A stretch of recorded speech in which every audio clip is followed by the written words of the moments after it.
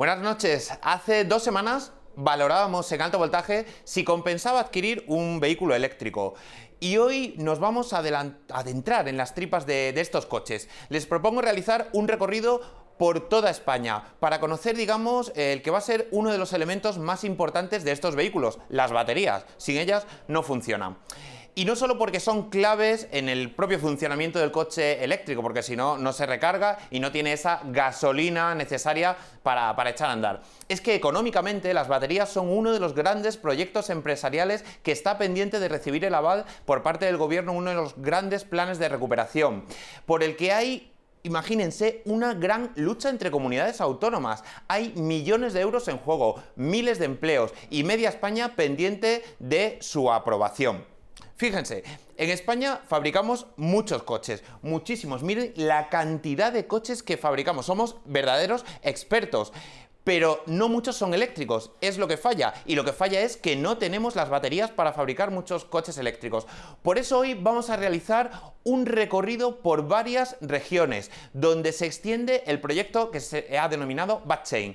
Hay una demanda de baterías en España y en toda Europa. Cuidado porque China nos está pisando los talones. Y por tanto, para poder realizar toda esta labor, nos vamos a trasladar a los lugares donde se va a extraer el litio necesario para esas baterías, en la provincia de Cáceres, en la fábrica de celdas en estado sólido del País Vasco, otra fábrica, la de ensamblaje en Navarra, también la planta de vehículos ligeros. Vean todo este recorrido que vamos a realizar. Esa planta de vehículos ligeros está en Sevilla, y las instalaciones de reciclaje para las baterías, para darles una segunda vida, porque también forma parte de este proyecto. Bueno, la gran pregunta que hoy se mantiene en el aire es ¿dónde estará la fábrica de baterías de los vehículos españoles? Hay que verlo. El gobierno tiene que decidirlo y las compañías también tienen que designarlo previsiblemente en las próximas semanas. Pero empezamos aquí ya este recorrido para ver por dónde van todas esas baterías hasta que se construyan, hasta que se ensamblen en los vehículos o hasta que se reciclen.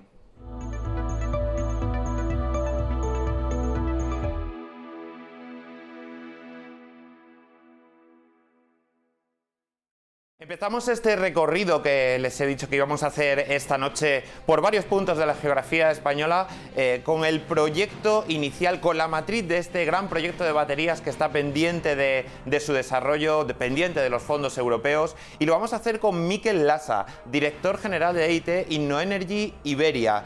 Esta empresa es la matriz. Mikel, muy buenas noches.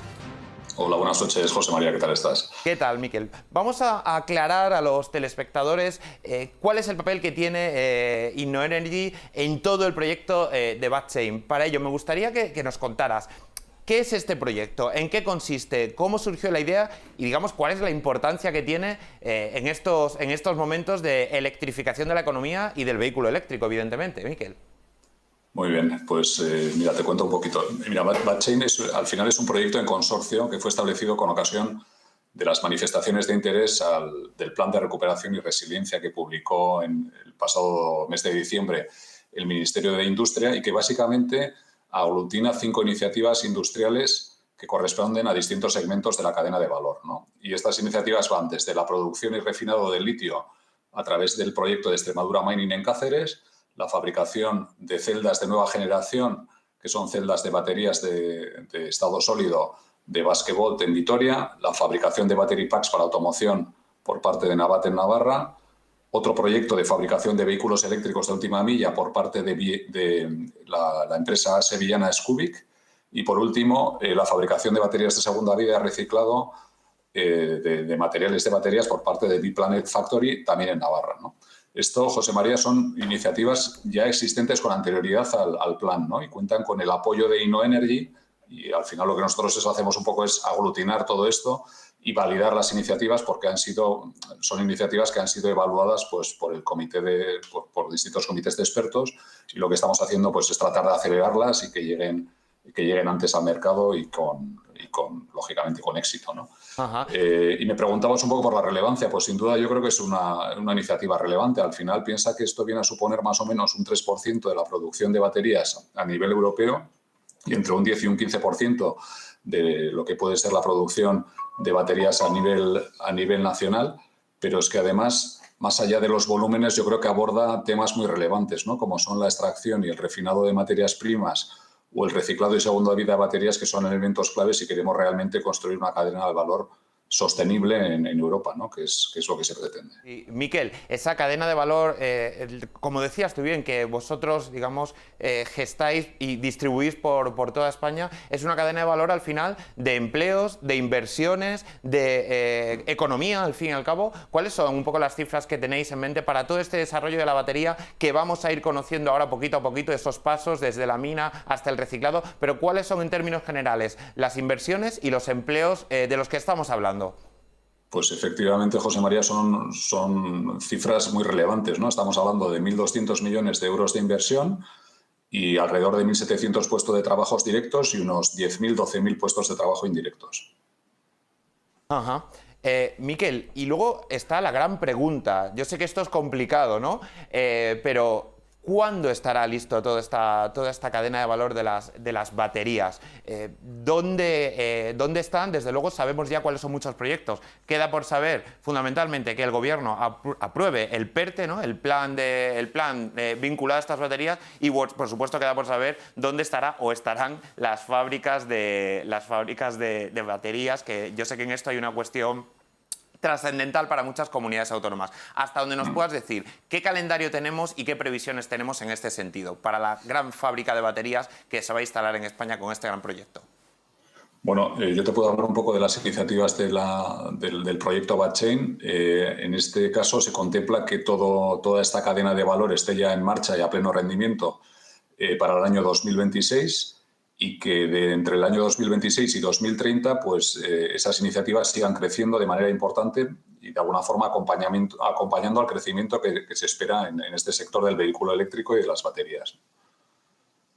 Pues Miquel Lasa, director general de InnoEnergy, esa matriz, como lo he denominado yo al principio, de todo este proyecto de las baterías que va a suponer un papel importantísimo dentro de la Unión Europea y para ganar un papel relevante frente a otros competidores como China, donde están, lo sé y me consta, desde luego de una forma fulgurante fabricando o desarrollando este tipo de proyectos. Muchísimas gracias por participar esta noche en Alto Voltaje. Vamos a empezar el recorrido. Gracias a vosotros, un placer.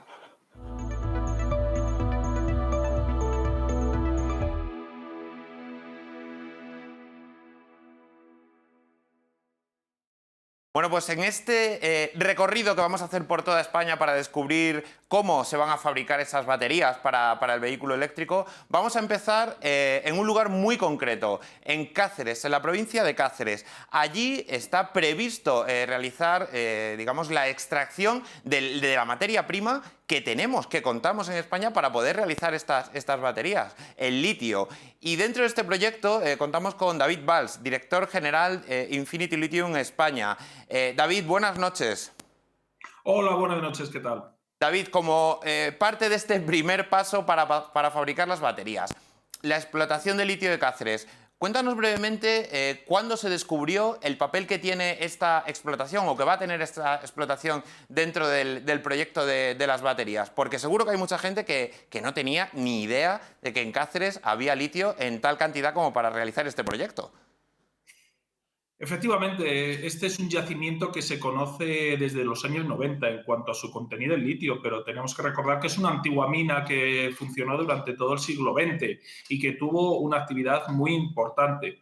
En los años 90 se descubrió este yacimiento de litio y nosotros, después de un concurso de derechos mineros, volvimos a investigarlo y con los números encima de la mesa te estamos hablando del segundo yacimiento de este tipo más grande dentro de la Unión Europea.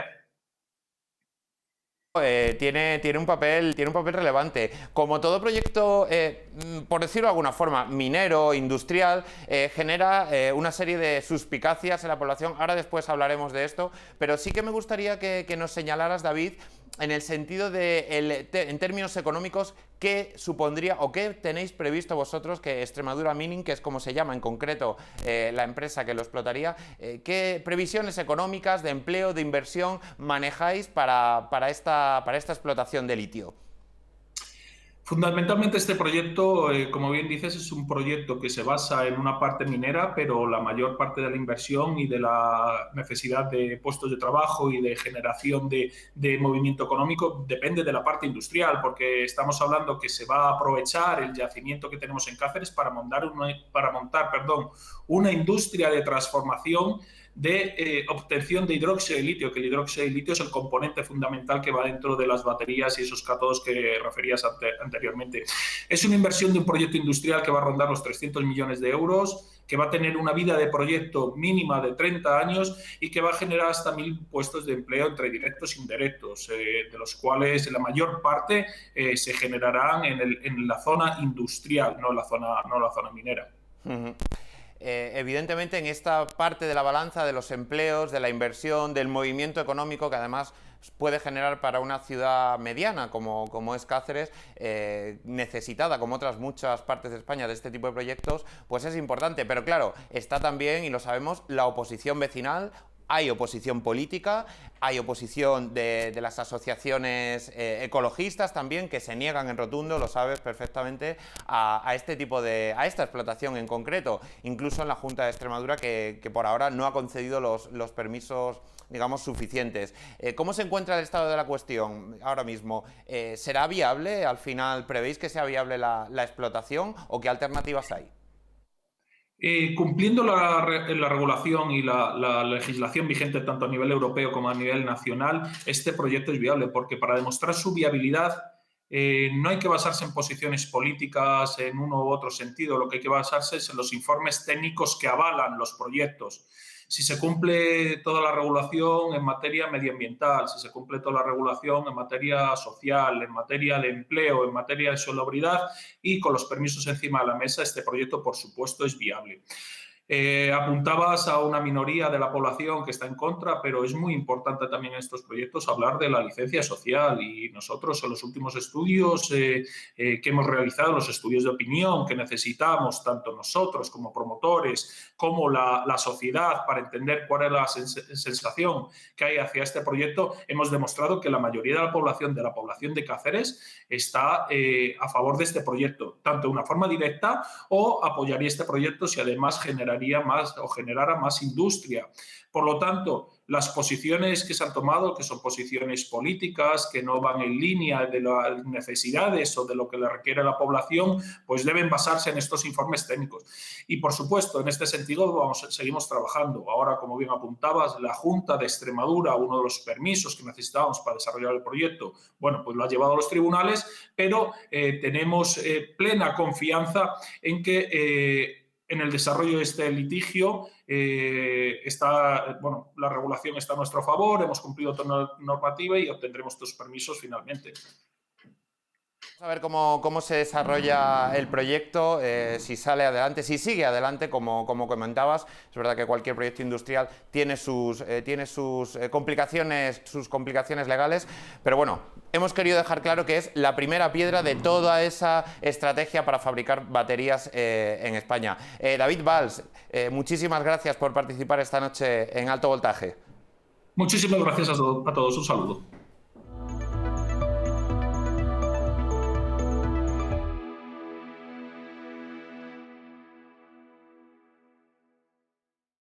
Pues el segundo paso que daríamos en este desarrollo de las baterías sería, una vez extraído el litio, sería pasar a una empresa que se encuentra en el País Vasco y que vamos a hablar con su directora general, con Nuria Gisbert, directora general, como digo, de CIC Energigune.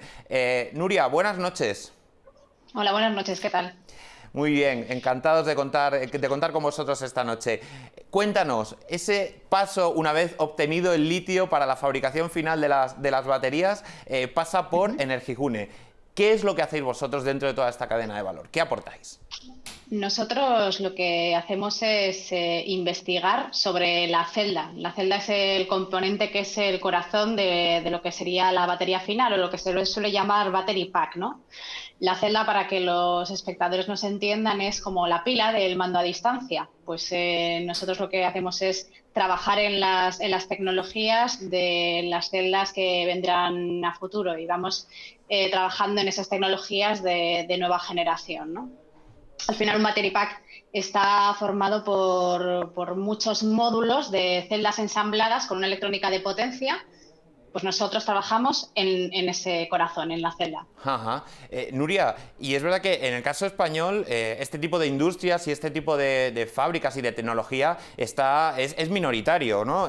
Hay unas grandes potencias como puede ser China, lo ponemos siempre como ejemplo, y sin embargo vosotros habéis apostado con colaboración de varias compañías e incluso instituciones públicas por estas celdas, ¿no? Por estas pilas de los mandos, como comentaba, y por lo tanto imagino que tendréis un papel y un objetivo importante dentro de la Unión Europea, por supuesto dentro de España con el proyecto de las baterías, pero también dentro de la Unión Europea. ¿Puede jugar o podéis jugar un papel diferente al que ha tenido hasta ahora pues todo lo que tiene que ver la innovación, el desarrollo, la industria, este tipo de productos?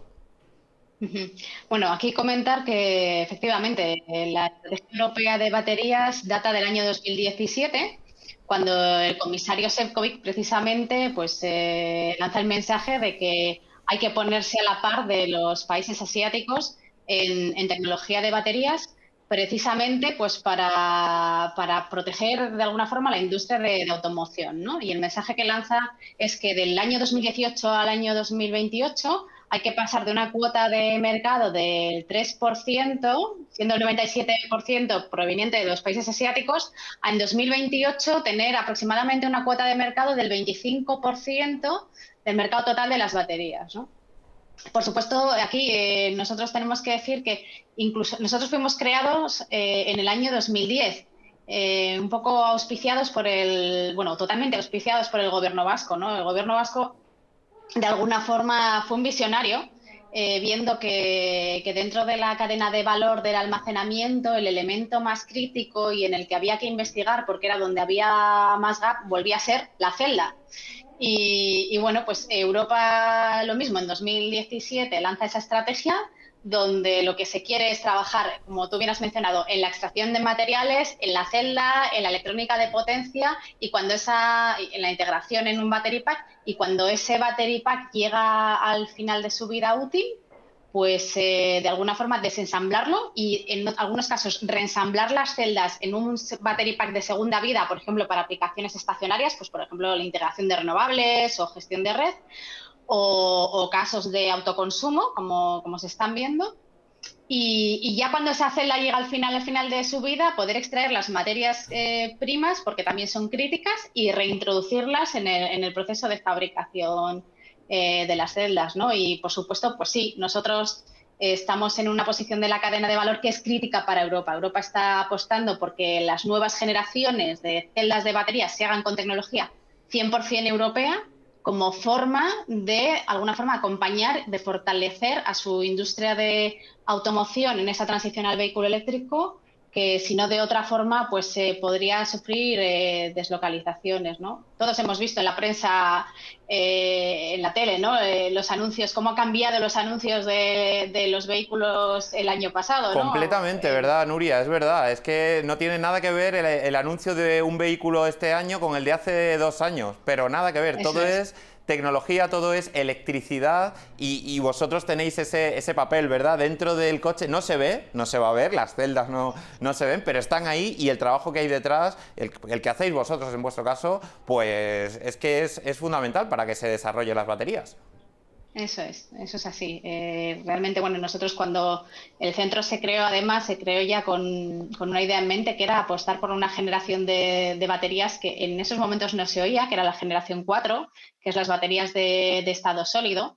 Al final, para que los espectadores nos entiendan, una batería pues no deja de ser, es como un sándwich, ¿no? Tiene unos electrodos y, bueno, pues esos electrodos, hay un intercambio de iones en esos electrodos, y lo que hay en el medio es el electrolito, ¿no? Es un líquido.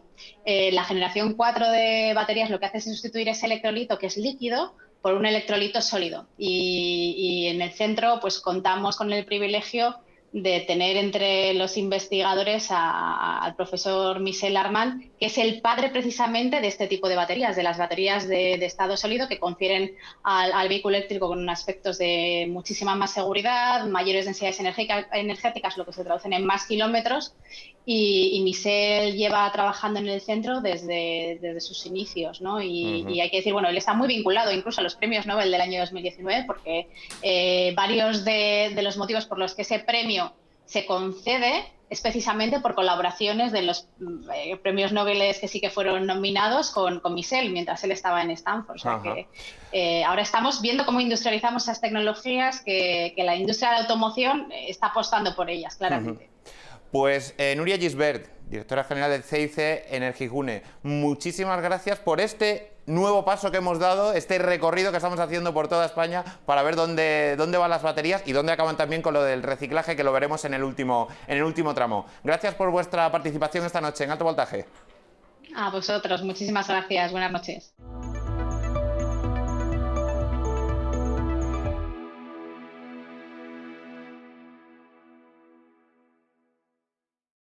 Bueno, pues damos otro paso por este recorrido y nos trasladamos ahora a Sevilla, Andalucía. En Sevilla se encuentra otra de las compañías que forman parte de esta estrategia de las baterías, en este caso Scubic, y para ello hablamos con José María Gómez, con su consejero delegado. José María, buenas noches. Muy buenas noches y gracias por invitarnos a participar en este programa y darnos voz y presencia. Gracias. Gracias a vosotros. José María, cuéntanos, ¿cuál es el papel que juega Scubic en este proyecto de las baterías? ¿Qué es lo que hacéis? ¿Qué fabricáis? Bien, nuestra misión es un eslabón más, ¿no?, de la cadena de valor completa, desde la mina hasta el reciclado final de la batería, como sabéis, ¿no? Es la aspiración de este proyecto, cubrir toda la cadena completa. Nuestro eslabón es el vehículo. Nosotros haremos, Scubic es un vehículo de reparto de última milla, de lo que hoy se llama last mile, ¿no? Y son vehículos eléctricos, por supuesto, pero con baterías extraíbles para que no tengan problemas de autonomía. No necesitan parar 4 horas ni 5 a recargar. Se quita la batería vacía, se pone una llena y el vehículo sigue repartiendo. Y son vehículos diseñados para el reparto en ciudad, para uso de carteros, correos, por supuesto, mensajería, comida caliente o glosses. Eso es. María, por lo tanto, estáis centrados en el ámbito urbano, ¿verdad? En el delivery, en el reparto, en vehículos que hagan un poco más fácil, o más fácil, no un poco, sino más fácil, la vida en el ámbito de las ciudades. Sí, así es. Nuestro proyecto nace con una clara vocación, que es cambiar, con mayúsculas, la insostenible forma actual de hacer reparto urbano. El reparto urbano es insostenible social, económica y medioambientalmente, no solo medioambientalmente, ¿no? O sea, ahí está la polémica de los falsos autónomos, por ejemplo, ¿no? A los repartidores se les paga por paquete entregado, no por kilómetros recorridos, o no por hora. Por lo tanto, hay que darles vehículos que aparcan más cerca del cliente, más fácilmente, vehículos pequeños, capilares, con mucha capacidad de carga, pero que les permitan multiplicar las entregas por hora y con ello sus ingresos. En segundo lugar, esos vehículos tienen que ser económicos. Mientras no sean igual o más baratos que un vehículo de combustión, no se implantarán masivamente, es lógico, ¿no? Un autónomo tiene que tener en cuenta el coste de su vehículo, por supuesto. Y en tercer lugar, igualmente importante, tienen que ser medioambientalmente sostenibles con las personas y con la ciudad, para que nuestras ciudades, tus hijos y los míos, respiren un aire en condiciones y no cargado de emisiones de CO2. José María, fíjate, estábamos viendo ahora, mientras estabas hablando, esos tipos de vehículos que fabricáis, ligeros, y están todos, es verdad que muy encaminados al reparto, que está jugando un papel desde la pandemia, todo lo que tiene que ver con ese reparto, con la distribución y la logística, tiene un papel clave, ¿no?, en nuestras vidas. Ha venido para sentarse y para quedarse, sobre todo en las grandes y medianas ciudades. ¿Habéis llegado a un acuerdo con una empresa importantísima, si no la que más ahora mismo en materia de distribución en toda España, con Correos. O sea, ¿qué va a implicar o qué cambios vamos a ver en esas furgonetas amarillas de Correos que vemos muchas veces una vez materializado este acuerdo al que habéis llegado? Sí, como tú has dicho, Correos es el líder indiscutible. Hay muchas personas que no lo saben, ¿no? Pero Correos entrega más del 50% de los paquetes que se reparten en España cada mañana. Pensamos que es Amazon o es DHL. Oye, pues más del 50% de los paquetes son repartidos por Correos. No solo cartas, sino paquetería. Nuestro acuerdo con Correos, que de entrada nos sentimos extremadamente agradecidos a Correos por su confianza en nosotros, ¿no? Nos convierte en su casi, entre comillas, departamento de I+D externo, ¿no? Nuestra labor, nuestra misión es sentarnos con los carteros, con los que de verdad saben qué necesitan, definir ese vehículo perfecto para cada uso, oye, pues con más autonomía, con menos, con más capacidad de carga, con temperatura controlada, con todas las variables que el cartero necesite para cada tipo de reparto, porque no hay un reparto único, ¿no? Con eso diseñaremos vehículos que generarán patentes, generarán homologaciones, en el fondo I+D, ¿no? Es I+D y producto propio español, ¿no? Con el objetivo de que esos productos sean buenos para carteros, pero también sean buenos para otras compañías de reparto en cualquier punto de Europa, ¿vale? O del mundo. Nosotros tenemos un acuerdo con Bridgestone Firestop, que nos da el servicio postventa de todos los vehículos que diseñamos en todo el planeta Tierra. Y eso es lo que nos ha dado la confianza de compañías como Correos o compañías como DHL o como la POS en Francia, ¿no? El servicio postventa, ¿no? Y repito, para nosotros Correos, sin ellos no tendría sentido. Nosotros sabemos hacer vehículos, pero ellos saben repartir. Claro. Y los vehículos tienen que estar hechos para ellos.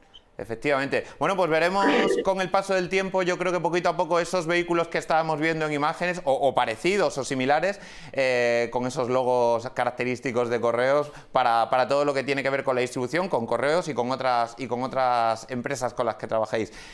José María Gómez, muchísimas gracias por indicarnos, por aclararnos cómo son estos vehículos que vamos a ver y que estamos viendo en las ciudades y que van a cambiar también el panorama para bien, por supuesto. Gracias por vuestra participación. Muchas gracias a vosotros por invitarnos y un placer. Gracias.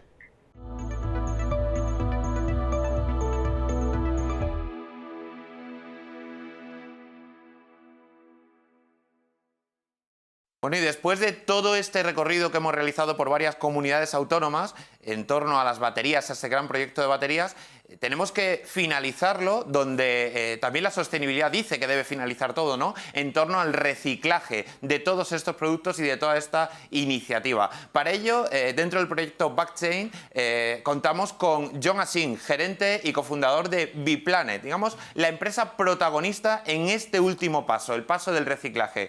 Jon Assin, buenas noches.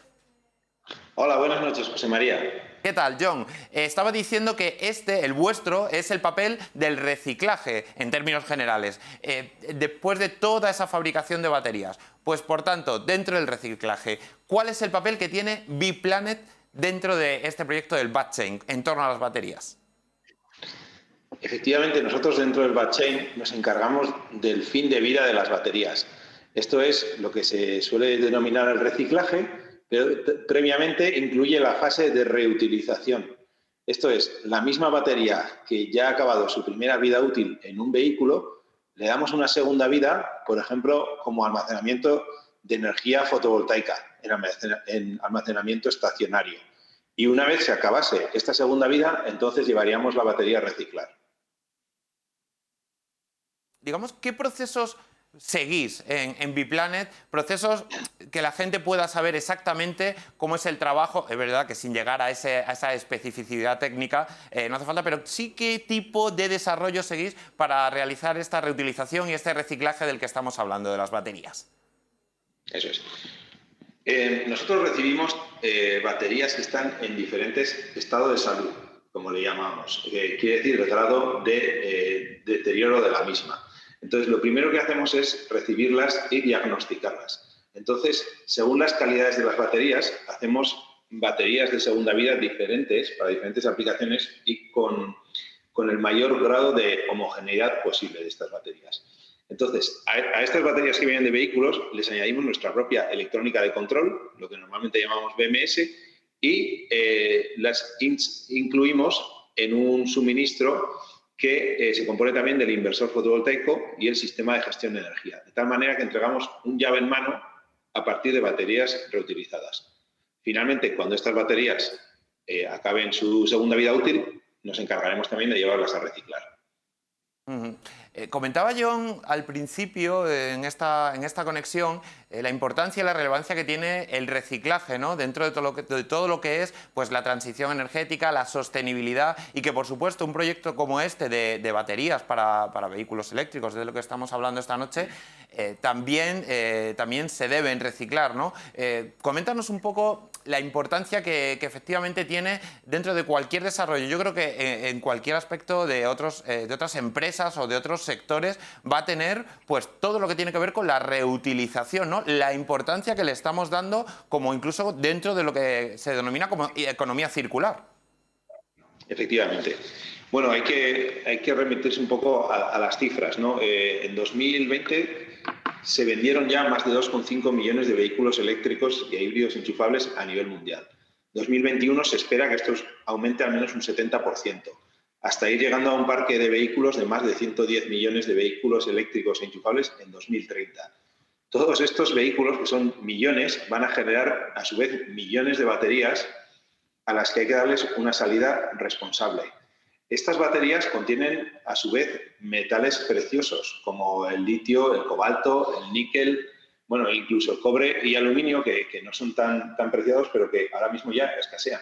Entonces, tenemos que ir migrando desde una economía lineal, que ha sido la tradicional hasta ahora, de extraer un material y crear un subproducto, al final, un desecho que no se podía utilizar, a darle una visión más circular a las cosas, darles una primera vida, una segunda vida y finalmente un reciclaje que nos permite, en el caso de las baterías de ion litio, extraer más del 90% de los materiales de estas baterías. Yo creo que con estas explicaciones, John, nos resulta clarificador de dónde venimos y dónde pueden llegar todos estos productos que tiene su relevancia para no ir en esa economía, como tú decías, economía de usar y tirar, ¿verdad? Y por ir hacia una economía más circular de reutilización y de reciclaje, que en esto nos va también un poco el futuro a todos. Pues John Asín, gerente y cofundador de Biplanet, muchísimas gracias por participar en este alto voltaje y por decirnos cómo acaba todo este proyecto de las baterías y dónde acaba toda esta infraestructura que se está desarrollando para el coche eléctrico. Gracias. Gracias a ti, José María. Bueno, pues espero que les haya parecido interesante este recorrido que hemos realizado por toda España. Hemos ido a Cáceres, hemos ido a Navarra, País Vasco, Sevilla, también hemos conectado con Barcelona. Hemos visto todo ese proceso para fabricar baterías para los vehículos eléctricos. Sin ellas, por mucho que fabriquemos, no podremos hacer nada. Y lo decía al principio, nos están tomando la delantera, como siempre, los chinos, los grandes chinos y sus grandes industrias. Por eso este alto voltaje ha ido dedicado a saber cómo vamos a evolucionar y cuántas baterías podemos fabricar para seguir siendo una potencia fuerte en automoción, porque hay muchísimos empleos y muchísimas ciudades, sobre todo pequeñas y medianas, que se están jugando el futuro en ello. Les espero la próxima semana con otro contenido interesante, la factura de la luz, que va a cambiar. Vamos a ver cómo será a partir del próximo miércoles por la noche a las 10, como siempre aquí en Negocios Televisión.